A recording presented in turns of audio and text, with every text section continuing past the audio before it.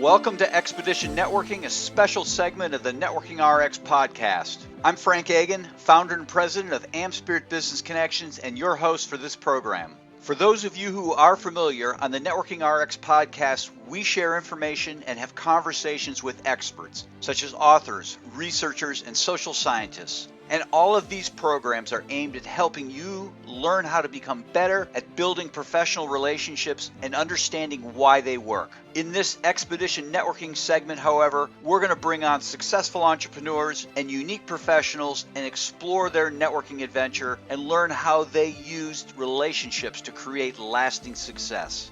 Today on Expedition Networking, we have Leslie McEwen. Leslie is coming to us from Newfoundland, Canada. If you're not familiar, look at it on a map.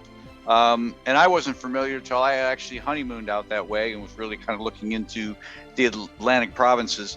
But Leslie she's kind of an accountant, kind of a bookkeeper type, which is not typical for networking. And that's why I wanted to get her on here. But it's more than just she's a bookkeeper or accounting type. They've actually, not only are they good at networking, I say her and her husband, correct? Is your husband? Fiance, close enough. All right, there you go, fiance.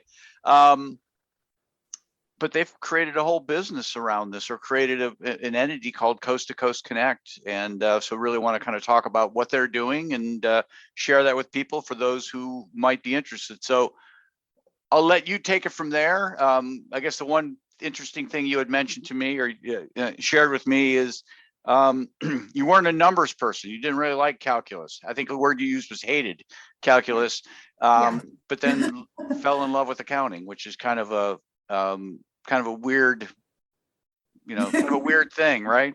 Yeah. My mom was quite shocked when I said I wanted to go into accounting, because she was the one who got me through calculus in grade 12. And she is the reason I passed, and she is a chemical engineer. So calculus came very easy to her. And she was really excited when I asked for help with homework, and that was how she wanted to spend my Saturday nights. And I was going, I'm in high school. I'm not spending Saturday nights doing calculus with you. But the more I got into university and doing my business degree, the more I found that I was drawn to the accounting side, because I was able to look at the numbers and analyze the numbers and really help businesses understand them so that they could grow. And I like to try and translate the numbers for them. That's what I really like about accounting, is that, you go and see the doctor, and sometimes you need someone to explain what the doctor's saying to you in plain English so that you actually understand whether you have cancer or if you just have a mole. And so I try to be that translator person for our clients. Yeah. Well, I mean, I'm not necessarily a math person either, but I've taken calculus, in college, what you guys call university. And I have an accounting background as well. And I think there's a difference between the two. The neat thing, the reason I like accounting, you can speak for yourself, and we're not here to talk about accounting, but we will for a second. The reason is there's a story there. It tells a story. Whereas calculus does something and it's like, okay, what does it mean? I got it right, but I don't know what it means. Yeah. Exactly. You have to really understand what the numbers mean and how they all fit into each other to have a good understanding of what your books are telling you and whether or not your company is profitable. And it's, the data entry and putting everything into the system is one piece of it, but it's the analyzing it and the reports and being able to really coach clients to understand what their numbers mean and where their business is going and what the forecast is for it. And then the whole reason Coast to Coast came into play is that we were seeing all these different blocks that clients were having. A client was having a loss in their sales, and they needed to do more marketing, but they didn't know who to turn to. There wasn't a trusted partner available. And so us starting Coast to Coast was to be able to bring all these people together so that they could support each other through their challenges. Well, that's a good jumping off point. Let's talk about Coast to Coast. I mean, that's kind of the origin. I mean, talk about, how it all works. Yeah, I won't guess at things. I'll please share. Yeah, so Coast to Coast really started because we were frustrated at how the typical networking group was going. We were finding that either it was a lot of people, selling MLM type products, which I mean, that's how you earn a living, great for you. But it was just a lot of pitches. And then there was other groups where you're forced to bring in referrals and you can only have one person in each industry. And so that person might not be a right fit for your business. I know in accounting that some accountants will focus on real estate and others focus on restaurants. Like there's all these different industries and it's really hard to know the tax rules for every single industry. And so I don't want to have to refer all my business to one specific client when I might know someone else that's a better fit for that industry. And so we want to bring together all these different types of people that focus on different areas and together into one group, and just no pressure, just let the referrals naturally happen. But at the same time, it's a great way to learn from each other. And that's the big focus of it. It's as much education as it is networking. And so some of the calls are going into breakout rooms and smaller groups and really having those like one-on-one connection type conversations. And then other calls are, this week we had someone come in and talk about SEO and how to get you to the first page of Google. So it's all these different tips and tricks that the community knows and sharing them with each other. Now, coast to coast, is it truly coast to coast, Canada, North America, United States? It is. Yeah. So we actually have 2 people over in Europe right now, and we are across the US and across Canada. Okay. Well, good. So we've only been around since September, so we're pretty excited about the growth that we've seen so far. Okay. Now, are there multiple calls? Is it one call biweekly? Yeah. Or? So we're so at the current time, it's 1 call a week, and then there's a back community hub type thing that you can log into and you can discuss different things with people. There's like groups for people who are on the Atlantic coast. There's groups for people on the West Coast, marketing, all that sort of stuff. So you can network with your specific type of person. And then in March, we're actually adding in a bunch of different events. We're going to start doing Mindfulness Mondays, we're calling it. So we're bringing in a couple of experts in the health and wellness sector, and they're going to do meditation and yoga. My sister's a naturopath, so she's going to be coming in to talk to the group about like how to eat healthy as an entrepreneur, because we know how crazy schedules can get. We can forget to cook and all that stuff. So we're bringing in more events like that. We're going to be doing more office hour type sessions. So if you have specific questions on an area, we'll have an expert available that you can log in and just kind of have a conversation back and forth and troubleshoot things with. And then once a month, we're going to be doing, it's basically like speed dating, but networking. And so there's an app that we use and you can have one-on-one 5-minute conversations. And so you get a list of everyone that's attending ahead of time. And you can say, yes, I want to talk to this person. No, this person doesn't fit my industry. And you have your top 10 or your top 20. And then you're more likely to connect with those people. And then at the end of that session, you'll get a list of everyone that you spoke to. And it's a great way at the beginning of the month to fill up your pipeline for the rest of the month. Okay. I mean, I don't want to get into particulars, but and the only reason I say that is podcasts can be somewhat evergreen. I don't want somebody listening to this 2 years from now and say, no, you said this about the pricing, because it can change, right? I mean, you start adding more services, there's more expenses, and I don't want to lock you in, but is it pay as you go as you come into calls, or they pay a yearly fee or a monthly fee? Or so there's actually multiple options. So you can pay right now, it's a toonie. And so it's $2. And I know you don't have Toonies in the US, but it's $2 to attend a meeting, and it's all the events are the same price. If you want to have a month, there's a monthly packages as well, or you can pay for an annual package and you get a discount, but nothing's locked into a contract. You can join for 3 months, decide it's not the right fit for you, and you can decide to cancel at time. You're not locked in for any extended period of time. We don't plan on changing that.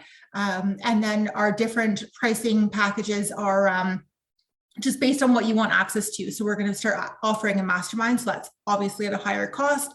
And then we're also we have courses that we're in the process of launching. So if you want access to those, that's a different price.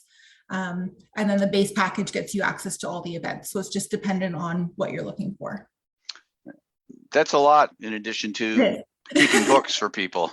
Yeah, I mean, luckily we have an amazing team to support us, and my fiance is great with all my crazy ideas, and he has his share of crazy ideas, and between the two of us, we're able to figure out which ones make the most sense. Okay, I gotcha. Now, the one thing you guys had, I guess let's talk about the origin, like how you got it started. I mean, it's a lot of people say, I want to do my own network. And that's what they say. I want to do my own network, and that's where it ends, right? Yeah. But you took it. Originally, it was just you two, right? I mean, that's not, you guys see each other anyway, so that's not really any value. But then it went to 3 and 4, and now continues to grow. How did this happen? What'd you do? Who'd you talk to? So Brent, my fiance, he is a sales guy. He's been in the sales world for 20 plus years, and he's big on going out and talking to people. He started in the door-to-door world and worked for World Vision and Red Cross and all that side of things. And so when COVID hit, he was trying to figure out kind of what's next. He's so used to being out in front of people all the time. He had a really hard time staying at home. And so he started joining a bunch of virtual networking groups, and we were just kind of frustrated at how a lot of them were set up, the ones that we were coming across. It was a lot of people, people in them where it wasn't really screened. And so you could go in and you could have 10 people selling Avon, but no one really interested in purchasing your services. And so you're paying for all these different events, but you weren't getting a whole lot out of it. Or there was an email coming out like 2 hours before the event going, FYI, this is happening. And then your schedule's already full and you can't attend, and stuff like that was happening. And we just kind of went, I feel like there's a better way to do this, and reached out to our network and, put a couple posts out there to see who would be interested. And we got a lot of really great feedback. And the first 2 months or so was really just testing out the waters and figuring it out. And, a lot of trial and error. And it still is a bit of trial and error. We're still kind of getting our feet wet, but right now we have 35 members and that are regularly showing up to meetings. And usually our meetings have between 30 and 40 people that are attending, because we're always inviting new people. And it just kind of organically grew. And we've been lucky that we have really good support people that can help us out, that were in place. Yeah, I mean, it's, the trial and error thing. I've been doing this 25 years and different setup, but I think anybody in any business, it's trial and error, right? Yeah, exactly. You never have it figured out. Figuring it out, and technology is constantly changing, and tools are constantly becoming available, and it's just figuring out what works best. Yeah, I mean, I don't think there's a year that's gone by where I haven't said at one point or another, how could I have been so stupid, right? Why didn't I see this? Why didn't I try this? Why didn't I do this? Well, I drive Brent crazy with all my different software, because I'm always like, let's try this pipeline tool, or let's try this one. And I'm switching around and try to figure out what works best. And Zapier is one of my favorite tools. Okay, good. Well, good. I guess let's shift gears a little bit. I want to talk about your practice and, when we first met, you were talking about maybe renting an RV. For those who don't know, I would imagine you can drive from Newfoundland to get to the mainland somewhere. You have to take a ferry, yeah. Okay, so there's no, it's totally an island. There is no bridge. So PEI has a bridge that takes about 20 minutes to cross, but it's an 8-hour ferry ride. Yeah. Okay. Yeah. I've been to Newfoundland. I went to the western side. It was a 6-hour ferry ride. So I didn't know if up north it was connected somewhere or another, but I guess not. You can technically go up through Labrador, I suppose, but I have not heard very good things about the roads up there. So I don't know that I would take an RV up that way. It's a 20-hour trip. It's easily. So anyhow, you guys are talking about renting an RV and running the business, virtually. And certainly in this, that doesn't sound crazy anymore. 3 years ago, it'd be like, what are you, nuts? It doesn't sound crazy anymore, but I guess let's talk about your business and what you do, and then we'll get a sense as to go. I'll let you go. I'll shut up. Yeah. So our other business is the Full Prism Group, which is basically a back office consulting firm, in simple terms. So I focus a lot on the systems and the processes and the software, and the bookkeeping side of things. And then Brent focuses on the sales and the lead generation side of things. So he brings the money in, and I tell you how to keep it in your business and keep it profitable, basically. And so between the two of us, we make your business feel less like a prison is the whole tagline that we went with. And that's why when you see our logo, you see the gray light coming in and then the colorful light coming out. And it has that Pink Floyd type feel to it. Sure. But yeah, that was kind of the thing is like, the chaos comes in and the organization comes out the other side. And so our big thing is being able to work with business owners online. We don't want to be stuck in a certain geographical area. And I feel like we've done a pretty good job with that. We have clients across the country and across the states right now, a lot of which we've never actually met in person. And so that's kind of where this whole driving across the country in an RV idea came into, because we want to be able to go out and meet all of our clients face to face once the borders properly open up and we can do all that stuff. Right. So we actually did. Is this mainly QuickBooks? No, so we do. So on the bookkeeping side, we work with QuickBooks, Xero, HubDoc, WagePoint, ADP. We do basically everything from like your accounts payable, accounts receivable, all the way up to your corporate tax return, which we then hand off, like the corporate tax return prep, which we would hand off to the accountant. Okay. Wow. I mean, you have to keep up on a lot of stuff. Yeah. So we're basically set up to be your entire accounting department. Right. If that's what you need. Wow. Okay. All right. I did not realize that. The systems and processes side is all about making sure the right automations and tools are in place to keep things running smoothly. So I set up software like Teamwork, Project Management, ClickUp, HoneyBook, Dubsado, all those sorts of tools, PandaDoc, all those different tools to kind of help you onboard your clients and to keep them happy, because it's a lot easier to keep your current clients happy than to go out and find new ones. Sure. And if you have to go out and find new ones, that's where Fred's side of things come in. Okay. Do you remote into their computers to set these things up, or? No, everything's done online. So all the tools we use are all web-based. So I would just set up a login for them.